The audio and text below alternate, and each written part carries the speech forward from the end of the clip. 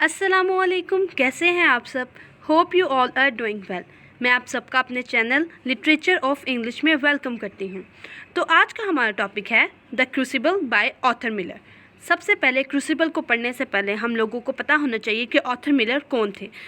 इस लेक्चर में मैं आप लोगों को ऑथर मिलर की लाइफ हिस्ट्री के बारे में बताऊँगी, उसके इम्पोर्टेंट वर्क्स के बारे में बताऊंगी और उसने कौन कौन से नॉवेल्स वगैरह लिखे हैं, ड्रामास लिखे हैं और उसके लिखने का मकसद क्या था, ये सब कुछ क्लियर हो जाएगा आज। Arthur Miller American playwright, born October 17, 1915 New York. ठीक है, ऑथर मिलर जो थे वो एक अमेरिकन प्ले राइट थे। प्ले राइट उसको कहते हैं जो ड्रामास वगैरह लिखता है। ठीक है, कब पैदा हुए थे? अक्टूबर 17, 1915 न्यूयॉर्क में एंड डाइड इन February 10, 2005 में। ठीक है, best non for death of salesman 1949। ठीक है, इसका ज़्यादातर जो इम्पोर्टेंट वर्क है वो डेथ ऑफ अ सेल्समैन है। Miller was shaped by great depression. Miller की जो लाइफ हिस्ट्री है ना वो बहुत ज़्यादा कॉम्प्लिकेटेड सी है, क्योंकि उसने अपनी लाइफ में बहुत ग्रेट डिप्रेशन फेस किया है। ग्रेट डिप्रेशन अब किस चीज़ का? डिप्रेशन हमेशा इसी चीज़ का होता है कि आप फाइनेंशियली तौर पर स्ट्रॉन्ग ना हो, आपको जो काम करें वो आगे से परसू ना हो सके, या किसी भी चीज़ का हम लोग डिप्रेशन हो सकता है। तो इसका डिप्रेशन ये था कि इसके फाइनेंशियली ये बहुत ज़्यादा वीक थे ये लोग। ठीक है, इसका बहुत ज़्यादा डिप्रेशन था, इसीलिए इसकी राइटिंग में हम लोगों को ज़्यादातर जो है करैक्टर्स इनर लाइफ्स के मिलते हैं जिसमें रियलिटी होती है। ठीक है, the next one is that his first public success was with focus. इसने सबसे पहले जो पब्लिक सक्सेस पाई थी वो फोकस में थी। अब फोकस क्या है? फोकस एक नावल है विच इज़ अबाउट एंटी सेमिटिज़म। किसके बारे में है जी? एंटी सेमिटिज़म। अब आप लोग सोच रहे होंगे एंटी सेमिटिज़म क्या होता है? एंटी सेमिटिज़म बेसिकली एग्जिस्टेंशियलिज्म को कहते हैं, किसी के एग्जिस्टेंस के बारे में बात करने को कहते हैं। ठीक है, उसका जो नावल था फोकस, उस पर बात होती थी किसी की एग्जिस्टेंस के बारे में, एग्जिस्टेंशियलिज्म के बारे में। The next one is that all my sons first important play reflects the influence of Henrik Ibsen. ठीक है, अब उसने ज़्यादातर इनर लाइफ के बारे में बताता है ना, तो उसने हेनरिक इब्सन से इन्फ्लुएंस होकर ऑल माई सन्स लिखा था, एक इम्पोर्टेंट प्ले था। ठीक है, अब कौन कौन से हम लोगों ने बात कर ली? Death of a salesman, all my sons, ये दो इम्पोर्टेंट इसके वर्क हैं। और एक तीसरा जो है वो क्रूसिबल है, जो हम लोगों के सिलेबस में इंक्लूड है, वो वाला हम पढ़ेंगे। ठीक है, death of a salesman famous American play.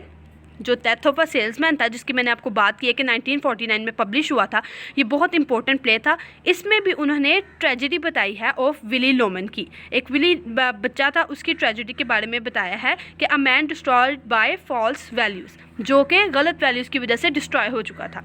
उसके सारी लाइफ हिस्ट्री के बारे में उसने डेथ ऑफ अ सेल्समैन में बताया है हम लोगों को। ठीक है, वंस ही thought theatre could change the world. उसका ख्याल ये था कि मैं जिस तरह के प्लेज लिख रहा हूँ, जिस तरह उसने लिखा डेथ ऑफ अ सेल्समैन, उसके बाद उसने नावल लिखा ये फोकस, उसके बाद उसने लिखा कि ऑल माई सन्स, ये सारे प्लेज उसने लिखे। उसका मकसद ये था, वो ये सोचता था कि theatre could change the world, कि मैं थिएटर के ज़रिए से लोगों को बताऊँगा कि हम लोगों की ज़िंदगियों में क्या क्या चल रहा है और हम लोग इसको किस तरह से चेंज कर सकते हैं।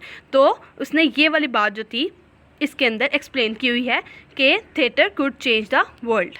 ऑन द अदर हैंड, इन सारे प्लेस के अलावा जब हम क्रूसिबल की बात करते हैं, जो कि हमारे सब्जेक्ट में भी इंक्लूड है, तो क्रूसिबल क्या होता है? द क्रूसिबल प्रीमियर्ड, चलो पीछे से फिर करते हैं।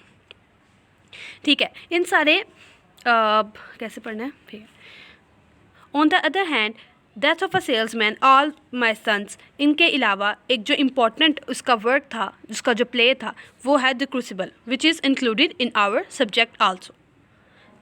The Crucible premiered in 1953। Crucible जो है वो 1953 में पब्लिश हुआ था। Fictionalisation of a Salem witch hunts of 1692। अब मैं आप लोगों को छोटी सी बात एक्सप्लेन करती हूँ कि सेलम में 1692 में अमेरिका में एक स्टेट है मैसाचुसेट्स, उसका एक गांव था सेलम।